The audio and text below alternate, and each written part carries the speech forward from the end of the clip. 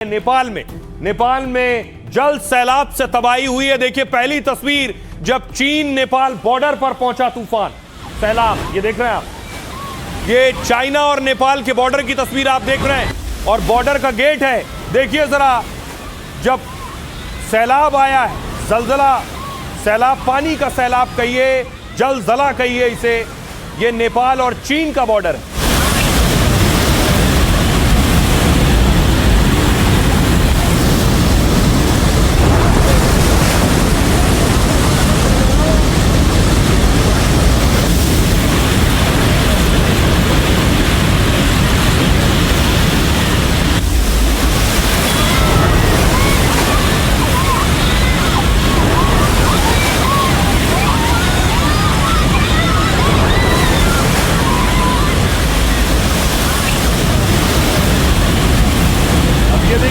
ये जो गेट आप देख रहे हैं चीन और नेपाल का बॉर्डर है। जब नेपाल से बाढ़ आई, ये पूरा पानी, इसका रफ्तार देखिए, इसका वेग देखिए कितना तेज था कि सब कुछ बहा ले गया, सब कुछ तबाह और बर्बाद कर दिया इसने।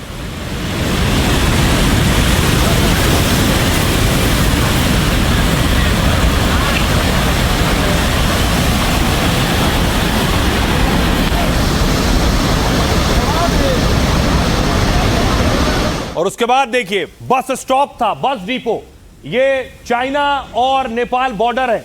बस डिपो देखिए, सारी बसों को पानी उड़ा कर ले गया।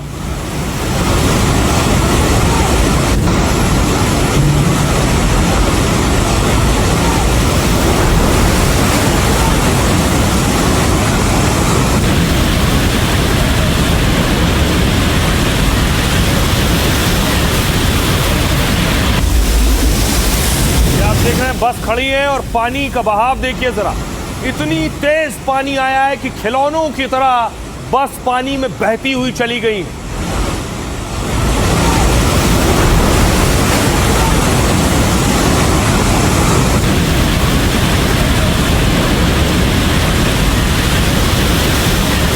अब देखिए इससे ज्यादा खतरनाक तस्वीर जब ये पानी और आगे बढ़ा और नेपाल में दाखिल हो रहा था। इसकी रफ्तार देखिए जरा, नेपाल के अंदर घुसते वक्त ये पानी की हालत आप देख रहे हैं। जो कुछ सामने आया सब बहा ले गया।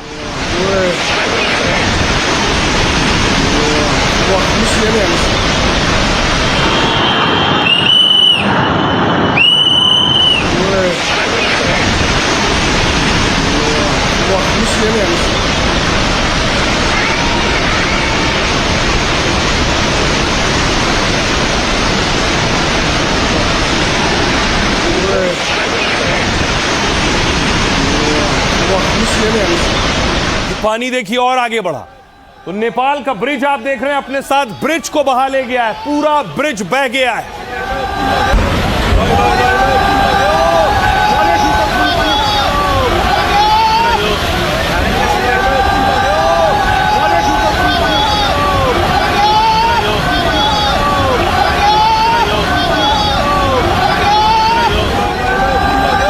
आप देख रहे हैं ये नेपाल का बड़ा पुल है। इस पुल से दो इलाकों का संपर्क था और पूरा पुल पानी के बहाव में बह गया है।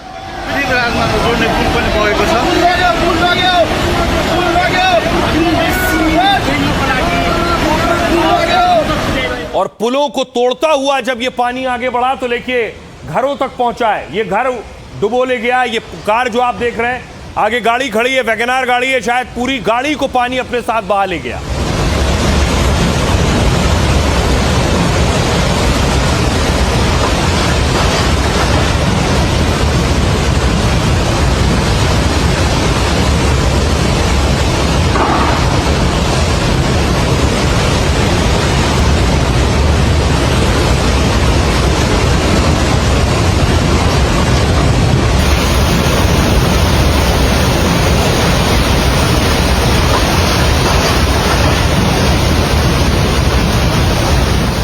तो नेपाल में लगभग 2 दर्जन से ज्यादा जो ब्रिज, फ्लाईओवर है वो तबाह और बर्बाद हो गए पानी में। दूसरा ब्रिज देखिए जरा, ये आप देख रहे हैं दूसरे ब्रिज की तस्वीर है। देखते ही देखते पूरा पुल बह गया है।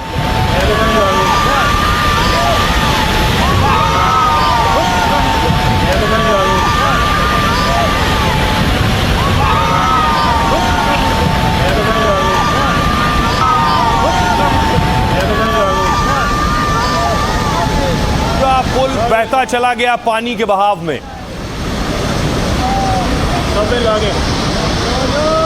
ये दूसरा पुल मैं आपको दिखा रहा हूं जिसे चीन से आई बाढ़ अपने साथ बहा ले गई।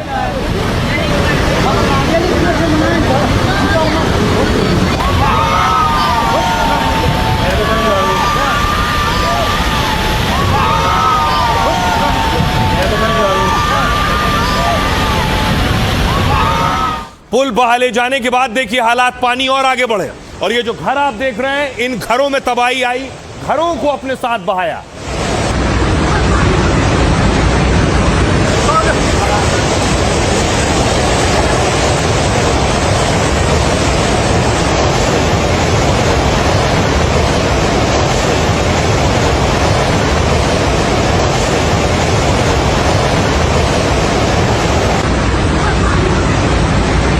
पानी की भयावहता का अंदाजा ऐसे लगाइए कि जो भी ब्रिज सामने आ रहा था वो बह जा रहा था। ये देखिए एक और ब्रिज आप देख रहे हैं, ये जो ब्रिज है ये ढांचा बना हुआ है, आयरन का ब्रिज है और उस पूरे पुल को अपने साथ पानी बहा ले गया।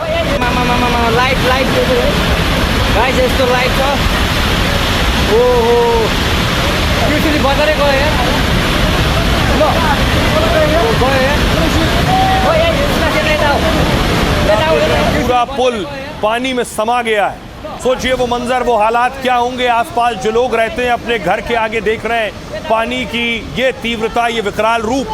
अब देखिए जरा गांव की तरफ जब पानी बढ़ रहा था गांव वालों ने भागना शुरू किया। ये आप देख रहे हैं, ये पानी आपको नजर आ रहा है, पीछे से आ रहा है। गांव वाले फौरन अपना घर बार छोड़कर जा रहे हैं, लेकिन कई गांव बहा ले गया ये पानी।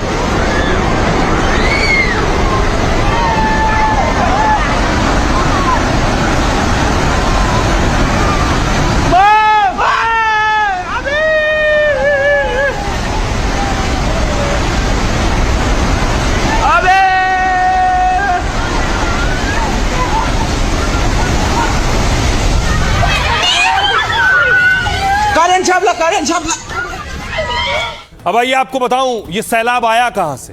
कहा गया ये चीन से आया है। शिकायत की गई कि चीन ने पहले अगर नेपाल को बता दिया होता तो जान माल का नुकसान ना होता। अब मैप के जरिए मैं आपको दिखा रहा हूं, देखिए कहां से आया।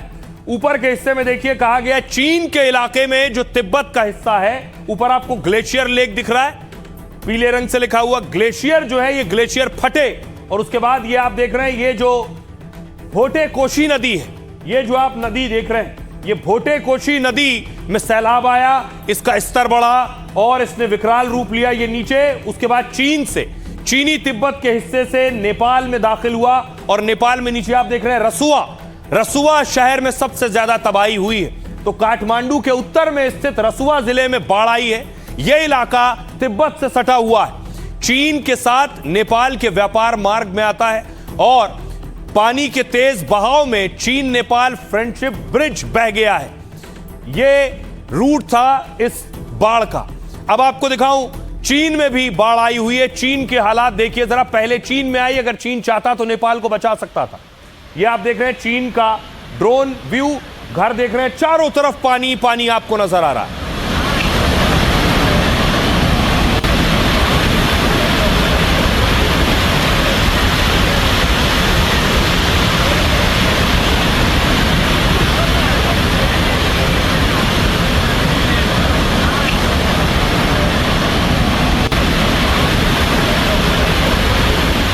और आइए अब आपको बताऊं कि चीन में जो सैलाब आया वो नेपाल पहुंचा और नेपाल में कितनी तबाही मचाई है उसने। देखिए जरा, कुछ ये हालात थे सैलाब के। पानी का बहाव देखिए जरा। तिब्बत से अचानक बाढ़ का पानी नेपाल में घुसा है। नेपाल के रसुआ जिले में बाढ़ ने भारी तबाही मचाई है। भोटे कोशी नदी का जलस्तर अचानक बढ़ गया, उसके बाद यह हाल हुआ। रसुआ का एक हाइड्रो पावर प्रोजेक्ट बाढ़ की चपेट में आ गया। रसुआ में बाढ़ के चलते एक पुल बह गया। नेपाल के नुवाकोट जिले में भारी तबाही हुई है। सोचिए बाढ़ से एक दो नहीं, नेपाल में 22 पक्के पुल बह गए। नेपाल में बाढ़ से पुलों का नेटवर्क ध्वस्त हो गया है। भोटे कोशी नदी के तांडव से 27 पुल ध्वस्त हुए हैं। बाढ़ से नेपाल में सड़क व्यवस्था पूरी तरह से ध्वस्त हो गई है। 22 सोचिए कंक्रीट पुल और 5 बेली ब्रिज बह गए। शुरुआत में रसुआ में फंसे लोगों को निकालने के लिए हेलीकॉप्टर भेजा गया, लेकिन वो बिना उतरे काठमांडू लौट आया। हालात इतने खराब थे, बाढ़ के पानी में स्थानीय हेलीपैड बह गए। पायलट को उतरने के लिए सुरक्षित जगह तक नहीं मिली और टिमुरे गांव का बड़ा हिस्सा नजर तक नहीं आ रहा है, यानी गांव के गांव बहा ले गया ये सैलाब। नेपाल के पीएम बालेन शाह ने सेना तैनात करने के आदेश दिए। नेपाली सेना, सशस्त्र पुलिस बल और नेपाल पुलिस को भेजा गया है। अतिरिक्त एम्बुलेंस और मेडिकल स्टाफ भी भेजा जा रहा है। लोगों को सुरक्षित जगह जाने की सलाह दी गई है। अब आपको दिखाऊं दूसरी तस्वीरें कि अब आखिर बचाव कैसे होगा। पहले तबाही का मंजर देखिए जरा।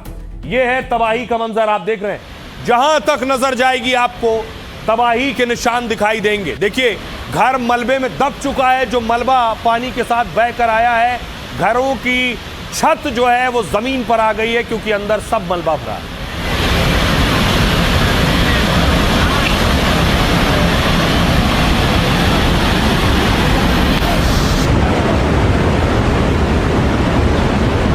सूचनाहरू चाहिँ सबैले सोधिरहेको छ कि ढुङ्गा बगा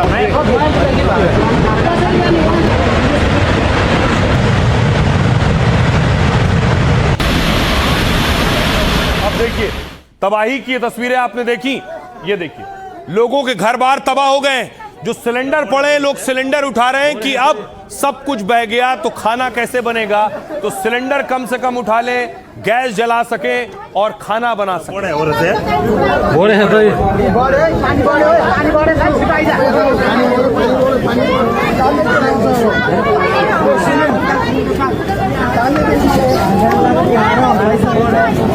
दृश्य देख्न सक्नुहुन्छ, सिलिन्डर यसरी देख रहे हैं, लोगों ने रसोई का सामान इकट्ठा करना शुरू किया कि गैस सिलेंडर होगा तो ही खाना बन पाएगा। उसके बाद रेस्क्यू शुरू हुआ, लोग फंसे हुए। आप देख रहे हैं हेलीकॉप्टर लगाया गया। छत पर देखिए, युवक अपनी शर्ट उतारकर उसने घुमाया, हेलीकॉप्टर को इशारा किया कि मैं यहां फंसा हूं, मुझे बचाओ। हेलीकॉप्टर पहुंचा रेस्क्यू के लिए।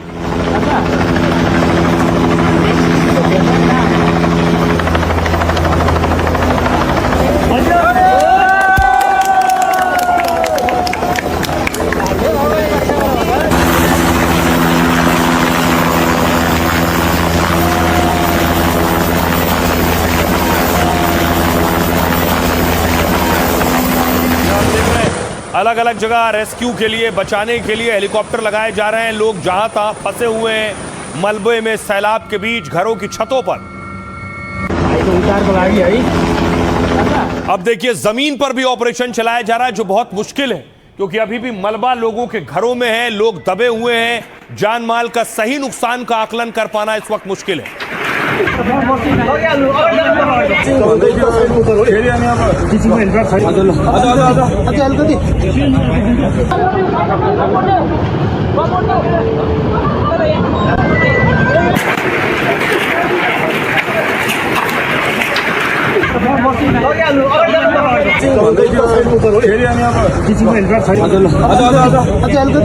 अब देखिए जरा, बड़ी बात यह है कि भारत के भी 100 लोग लापता हैं नेपाल में, जिनकी तलाश जारी है। नेपाल में अचानक आई बाढ़ से सैकड़ों लोग लापता इस वक्त हैं और सैकड़ों लोगों की तलाश जारी है। जो लोग लापता हैं, 105 भारतीयों के भी लापता होने की आशंका है। इनमें से कैलाश मानसरोवर यात्रा पर जा रहे तीर्थयात्री संपर्क से बाहर हो गए। करीब 400 तीर्थयात्री संपर्क से बाहर बताए जा रहे हैं। नेपाल टूरिस्ट बोर्ड ने लापता लोगों के बारे में जानकारी दी है। जिन लोगों से संपर्क नहीं हो पा रहा है उसमें ज्यादातर भारतीय हैं। प्रधानमंत्री मोदी और नेपाल के पीएम के बीच बात हुई है। पीएम मोदी ने इस हादसे पर संवेदना व्यक्त की है। मोदी ने कहा, मुश्किल समय में भारत नेपाल के साथ खड़ा हुआ है। इधर भारतीय सेना नेपाल में मिशन के लिए पूरी तरह से तैयार है। राहत सामग्री, दवाई की खेप भेजने की तैयारी है। C-17 और C-130 विमान स्टैंड बाय पर रखे गए हैं। कुल 291 विदेशी पर्यटकों के लापता होने की आशंका है और साथ ही 93 नेपाली नागरिक भी लापता हो गए। इन लोगों से अधिकारियों और परिवारों का संपर्क नहीं हो पा रहा है। ट्रैवल कंपनियों से नेपाल टूरिस्ट बोर्ड ने डेटा मांगा है। मलेशिया के 17 पर्यटक भी लापता बताए जा रहे हैं। ब्रिटेन के 12 पर्यटक, दक्षिण अफ्रीका से 4 पर्यटक हैं। 3 अमेरिकी नागरिक के भी लापता होने की आशंका है। 100 लोगों की राष्ट्रीयता की अभी तक पुष्टि नहीं हो पाई है। वो 100 लोग कहां के हैं, ये आंकड़े अभी और भी बढ़ सकते हैं। नेपाल में रेस्क्यू ऑपरेशन तेज किया जा रहा है और ताकि फंसे लोगों तक जल्द से जल्द पहुंचा जा सके। हमारी सहयोगी एनडीटीवी की एक बहुत बड़ी टीम नेपाल के उस इलाके में है जो सबसे ज्यादा प्रभावित है। ग्राउंड जीरो से हमारी टीम की रिपोर्ट देखिए। नेपाल के नुआकोट इलाके में पहुंच चुके हैं और मेरे ठीक पीछे आप देख सकते हैं तबाही का मंजर। एनडीटीवी पहली टीम है जो लोकेशन पर इस वक्त पहुंची है। यही वो सैलाब है जो आज सुबह इस इलाके में आया। वहां पर जो आपको ये बिल्डिंग जो इमारतें दिख रही हैं वो सरकारी इमारतें थी, पहले ये जेल हुआ करता था। उस तरफ जो बिजली के खंभे दिखाई दे रहे हैं वहां पर वो बिजली घर था। और जब ये सैलाब आया है, जब फ्लैश फ्लड आया है, तो सबको साथ लेता हुआ ये आगे बढ़ा है। हम जिस घर में खड़े हैं इसकी जो निचली मंजिल है, यहाँ पर भी गाद आई, यहाँ भी मलबा आया और पूरा अपनी चपेट में से लेता हुआ आगे बढ़ा है। जो हुआ आपने खुद आंखों से देखा। पहला कभी ऐसी मंजर, ऐसी हालत आपने नहीं देखी नहीं थी? देखा, फर्स्ट टाइम है, फर्स्ट टाइम देखा है हमने। ये पानी तो इधर से ऐसे आया है, उधर आन के यहाँ पर देखा था, हम अंदर था। सुबह तो इतना वक्त था कि आप भाग पाए और अपनी जान बचा पाए? वो इतना वक्त था? अंदर था मेरा पति को लेकर भागा मैंने, नहीं तो आज हम दोनों भगा के लेकर। सब तबाह हुआ है, कुछ नहीं है हमारे पास, न पैसे न खाने के लिए कुछ नहीं है। हमने सुबह से कुछ नहीं खाया है, ना एक बोतल पानी तक नहीं खाया। मेरे को तो जो 200-300 आदमी जो हमारा गांव वाला था, वो जो गांव भी नहीं है, ऐसे पता चल रहा है आपको? गांव ही नहीं है। अभी मैं उधर पहुंचना मुश्किल है, उधर यहाँ मेरा इधर जाने का रास्ता भी नहीं है। ऐसा वाला बाढ़ नेपाल में कभी भी नहीं आया था। ये पहली बाढ़ है जो विनाशकारी और खरबों का क्षति हो रहा है ये बाढ़। जब ये ऊपर से जब आया था, बहुत स्पीड से आया था, जो पानी का दह है बहुत स्पीड से आया था। जब हम लोग लगभग 10 मिनट का फर्क में एकदम ऊपर भाग गया हम लोग, बहुत स्पीड से आया था इधर। जब आदमी ऊपर से आया भागो भागो बोला, तब हम लोग सब इधर से भाग गए। 2-4 आदमी फंसा हुआ है, शायद मर गया होगा, वो लोग लेकर गया होगा। अब देखिए, डर इस बात का है कि नेपाल से भारत के राज्य मिले हुए हैं, भारत को भी खतरा है क्या? ये तस्वीरें देखिए, ये वो रसुआ त्रिशूल रिवर पर बना हुआ बांध है। इस त्रिशूल रिवर में भी वो सैलाब का हिस्सा आया है और देखिए बांध से पानी छोड़ा गया है। क्या ये पानी भारत के जिलों तक पहुंचेगा?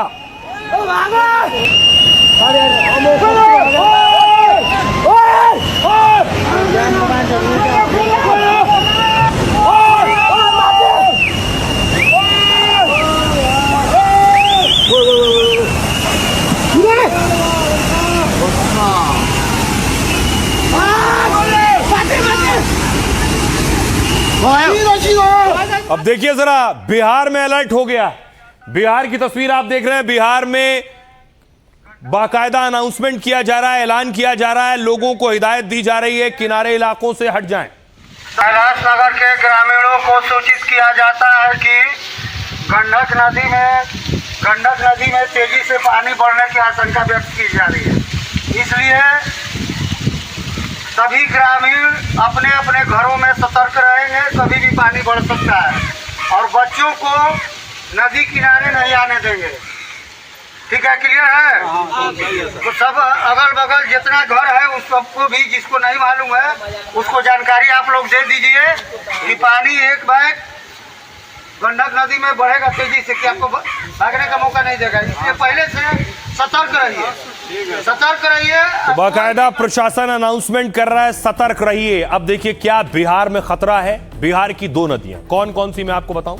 सबसे पहले देखिए जरा, गंडक नदी, नेपाल में आई बाढ़ का असर बिहार में दिखने लगा है। नेपाल से आने वाला पानी कुछ घंटों में बिहार पहुंच सकता है। गंडक बैराज के सभी गेट खोल दिए गए और बिहार में भी 8 जिलों में अलर्ट जारी किया गया है। पश्चिमी चंपारण, पूर्वी चंपारण, गोपालगंज, सारण, मुजफ्फरपुर, वैशाली, सीतामढ़ी और शिवहर शामिल हैं। एनडीआरएफ और एसडीआरएफ की टीमें भी तैनात हैं। साथ ही इसके अलावा देखिए, कोसी नदी, गंडक के साथ कोसी बेसिन से जुड़े जिलों में भी निगरानी हो रही है। सुपौल, सहरसा, मधेपुरा और अररिया में सतर्कता बढ़ा दी गई है। भोटे-कोशी नदी तिब्बत से निकलकर नेपाल में आती है और आगे जाकर सुनकोशी नदी में मिल जाती है और फिर यही सुनकोशी नदी आगे चलकर सप्तकोशी नदी में मिलती है। बिहार में कोसी नदी से के नाम से इसे जाना जाता है। अब देखिए ये आगे बढ़ेगा पानी तो यूपी में भी आएगा। उत्तर प्रदेश में गंडक और नारायणी नदी में जलस्तर बढ़ सकता है। इससे महाराजगंज और कुशीनगर में बाढ़ की आशंका है, तो सभी राज्यों में अलर्ट है। सुनिए जरा क्या कह रहे हैं मुख्य सचिव और आपदा विभाग के मुख्य सचिव को सुनिए। 2.5 लाख क्यूसेक वाल्मीकि नगर बैराज पर इसका पानी का असर आने की संभावना है। मुख्य सचिव महोदय ने अभी सारे जिलाधिकारियों और एसपीज और साथ में जो आपदा प्रबंधन के पदाधिकारी हैं उन सभी के साथ वीडियो कॉन्फ्रेंसिंग की और सबको ये निर्देश दिया गया, विशेष रूप से बेतिया, मोतिहारी और गोपालगंज और मुजफ्फरपुर, छपरा के डीएम्स को, कि जो लो लाइंग एरिया में लोग रह रहे हैं तटबंधों के अंदर, उनको इवैक्यूएट कराने के लिए, बाहर निकालने के लिए, ताकि फ्लैश फ्लड से कोई बह ना जाए, जान माल का नुकसान ना हो। तो बड़े पैमाने पे माइकिंग कराई जाए। सारे बीडीओ, सारे सीओज, सारे थाना प्रभारी फील्ड में निकल के, स्वयं डीएमएसपी भी फील्ड में निकल के इसको अलर्ट करने का लोगों को काम करें और इवैक्यूएट कराने का काम करें लो लाइंग एरियाज में से। और अब आपको बताऊं, देखिए राज्य सरकारें अलर्ट हैं क्योंकि नेपाल में भारी तबाही आई है। सम्राट चौधरी, बिहार के मुख्यमंत्री ने मीटिंग की है। ये तस्वीर आप देख रहे हैं, सीएम सम्राट ने ये बैठक ली है, अधिकारियों के साथ बैठक की है।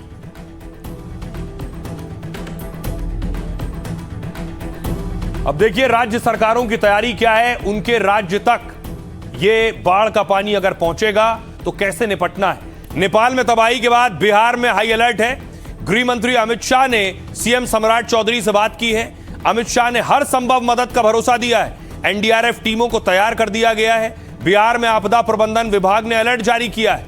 कोसी, बागमती और गंडक के इलाकों में निगरानी बढ़ाई गई है। एनडीआरएफ, एसडीआरएफ की अतिरिक्त टीमें तैनात की जा रही हैं। गोपालगंज में एनडीआरएफ टीम भेजी जाएगी। मुजफ्फरपुर में टीम स्टैंड बाय रहेगी। बेतिया में करीब 2 घंटे में टीम की तैनाती की जाएगी। जरूरत पड़ने पर नाव, शेल्टर और सामुदायिक रसोई की व्यवस्था होगी। बिहार में हर साल नेपाल से आने वाली नदियों के कारण बाढ़ से तबाही होती है। यूपी में भी पूरी तैयारी है। नेपाल से सटे उत्तर प्रदेश के इलाकों में हाई अलर्ट जारी किया गया है। सीएम योगी आदित्यनाथ ने इसके निर्देश जारी किए हैं। योगी ने नेपाल में तबाही पर चिंता जताई। योगी ने भगवान पशुपतिनाथ से सभी के सकुशल होने की प्रार्थना की है। बाढ़ की आशंका को लेकर प्रशासन को पूरी तरह सतर्क रहने के यूपी में निर्देश दिए गए। प्रशासन को आवश्यक तैयारियां सुनिश्चित करने को कहा गया है। सुनिए जरा एनडीआरएफ कमांडेंट क्या कह रहे हैं। बहुत हाई अलर्ट पे है क्योंकि ये साधा जो सारा नीचे डाउनस्ट्रीम आता है ये गंडक को ही स्ट्राइक करेगा और वहां पे जो बैराजेस हैं, जैसे जैसे बैराजेस से पानी छूटेगा तो उसमें नीचे की स्थिति में बाढ़ आने का अंदेशा है। पूरा एडवाइजरी दे दिया था स्टेट गवर्नमेंट्स को कि इसमें बाढ़ आने का अंदेशा है। तो हमारी एडिशनल टीम्स भी तैयार हैं।